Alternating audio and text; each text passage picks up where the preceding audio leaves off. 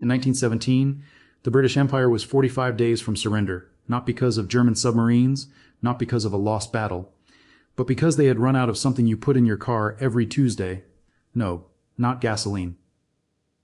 Fuel oil. And here's the secret they did not want you to know. Britain won World War I not with bravery, not with generals, but with a single desperate, high-stakes gamble on a liquid most politicians in London had never even touched. By the end of this video, you will understand why the 20th century was not built on gold, steel, or even gunpowder. It was built on one substance so powerful that it turned a dying empire into the master of the modern world. And that substance almost killed them first. Let us go back to the moment Britain realized horses and coal were a lie. In 1905, Britain had the greatest navy the world had ever seen.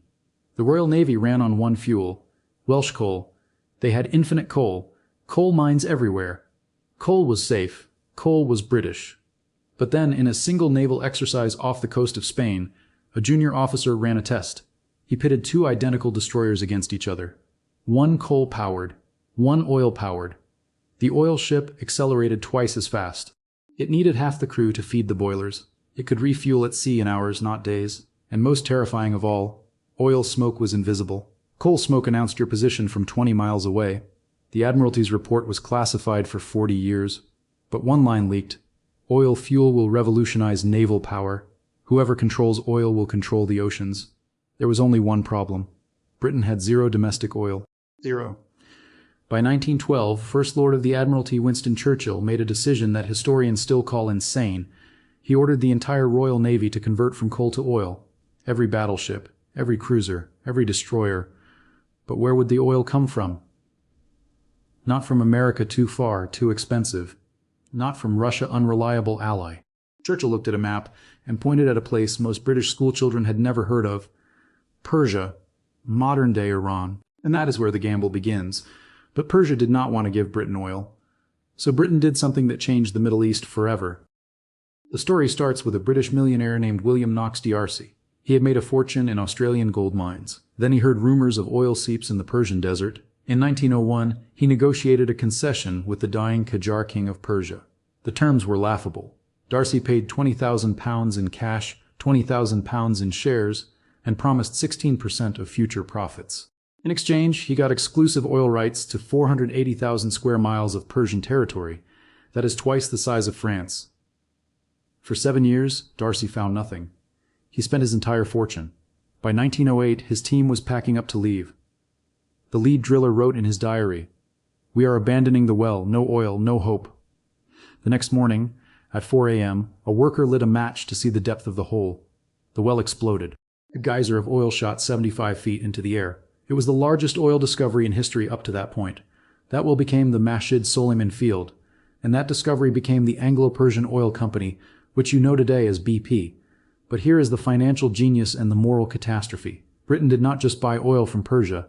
In 1914, Churchill pushed through a secret act of Parliament. The British government bought 51% of Anglo-Persian for £2.2 million. They did not just buy fuel. They bought a country's destiny. Persia would never see 16% of profits. They would see pennies. And that debt would come due in 1951, but that is another story. By August 1914, when Germany invaded Belgium, Britain had exactly 6 months of oil reserves.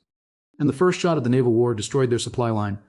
One German cruiser almost ended Britain's gamble in the first month, and it was not a battleship, it was a single forgotten ship called the SMS Emden. The SMS Emden was a light German cruiser. Tiny. Outdated. Its captain, Karl von Müller, had one mission: disrupt British oil shipments from Persia to the Suez Canal. In the first 3 months of the war, the Emden sank 25 Allied ships. Most were oil tankers. Britain's oil reserves dropped from 6 months to 8 weeks. Churchill wrote in his memoir, "The Emden was a mosquito biting an elephant. But if the mosquito bites the elephant's eye, the elephant goes blind." The British public had no idea. The government censored all news of oil shortages. But inside the Admiralty, they ran the numbers. If oil imports stopped completely, the Royal Navy would be immobilized in 45 days. The Grand Fleet would stay in port. Germany would control the North Sea. The blockade that was starving Germany would reverse. Britain would starve, so London did something desperate. They diverted 14 warships to hunt one tiny cruiser. 14. The Emden was finally destroyed in November 1914 by the Australian cruiser HMS Sydney, but the damage was done. Britain realized oil tankers were the weakest link in their empire, and Germany realized oil was Britain's jugular.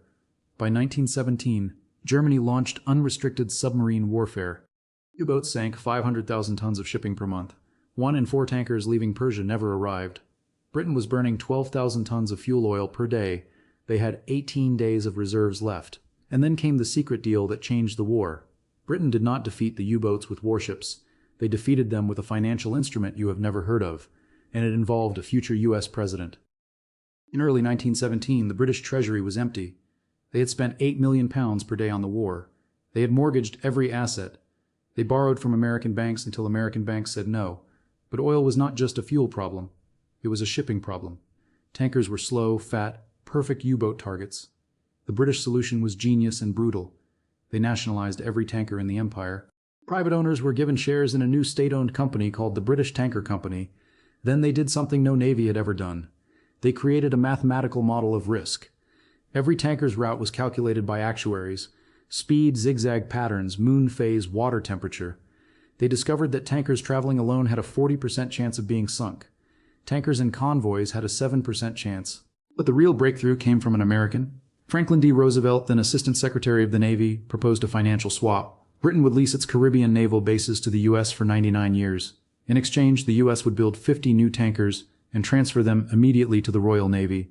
Congress rejected it twice, but Roosevelt bypassed Congress. He used a little-known executive authority from the Naval Appropriations Act of 1916. The tankers were built in 90 days. By summer 1918, British oil imports had tripled. The U-boats were still sinking ships, but Britain was replacing them faster than Germany could sink them. And then came the final act of the oil gamble. The one that ended the war. You think the war ended with a treaty. It ended with a general who refused to retreat because his tanks had fuel. And the enemy had none. August 8, 1918. The Battle of Amiens, the first modern mechanized offensive in history. The British deployed 534 tanks. Each tank consumed 100 gallons of fuel per hour. The advance covered 8 miles on the first day unthinkable in trench warfare. German General Erich Ludendorff called it the Black Day of the German Army. But it was not the tanks that broke Germany. It was the fuel behind them. British intelligence had discovered something remarkable. Germany's entire war machine ran on synthetic fuel from coal, a process invented by German chemists. But synthetic fuel production required coal, and coal required rail, and rail required steel, and by 1918, Germany had none. In September 1918, German fuel reserves dropped below 2,000 tons. That sounds like a lot, but the German army burned 15,000 tons per week just to move supplies. By October, trucks were being pulled by horses. The Luftwaffe grounded 80% of its aircraft for lack of aviation fuel. The German High Command knew. On November 11, 1918, the armistice was signed, but the real surrender happened 2 weeks earlier when a German quartermaster wrote in his log, "No fuel, no ammunition, no food. The war is over. Britain's oil gamble had paid off. But at what cost? And what did that cost mean for the next 100 years? Churchill won the gamble, but he created a monster. And that monster would return in 1941 to nearly destroy Britain again. After the war, Britain controlled 75% of the world's known oil reserves. They had Persia, Iraq newly conquered from the Ottomans, and a secret deal with Royal Dutch Shell. For a moment, London was the capital of global energy. But the gamble created 3 permanent consequences. First, the British invented the modern petrostate. They installed a friendly monarch in Persia, Reza Shah Pahlavi, and took 51% of all oil revenue.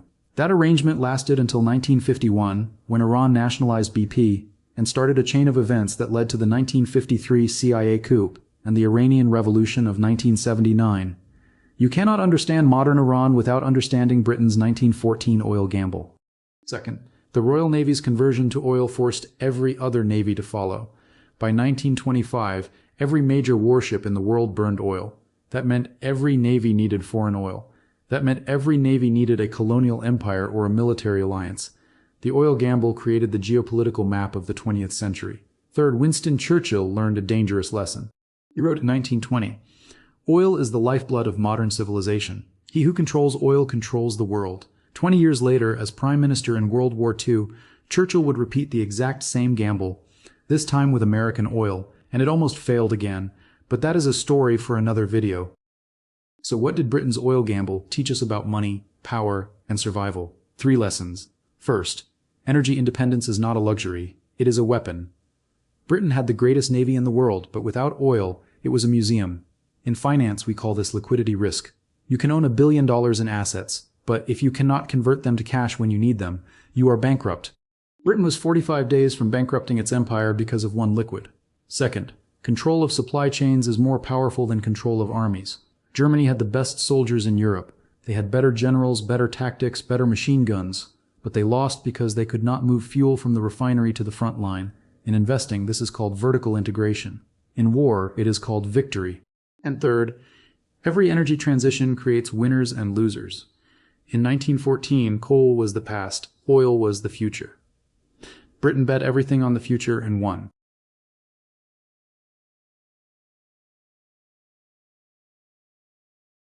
But today, we are living through another transition. From oil to electricity, from fossil fuels to renewables, and somewhere, a politician is making a gamble that looks just as insane as Churchill's did in 1912. The question is, will they win? The oil gamble never ended. It just changed names. If you made it to the end of this video, you now understand why World War I was not a war of trenches and generals. It was a war of tankers and refineries, and that changes everything you thought you knew about history. Here's what I want you to do next. First, hit that like button not for me, but for the algorithm, because YouTube needs to know that serious financial history matters. And if you want more stories about the hidden money behind world-changing events, subscribe and turn on the notification bell. Second, comment this: Churchill gambled oil. I want to see how many of you actually watch to the end. And third, here is the real challenge. The next time you fill up your gas tank, or charge your electric car, or see a new story about an oil pipeline or a solar farm, ask yourself, who is making the energy gamble right now, and who is 45 days from bankruptcy? Because history does not repeat, but it rhymes, and the rhyme is always about who controls the fuel. Thanks for watching. I will see you in the next one.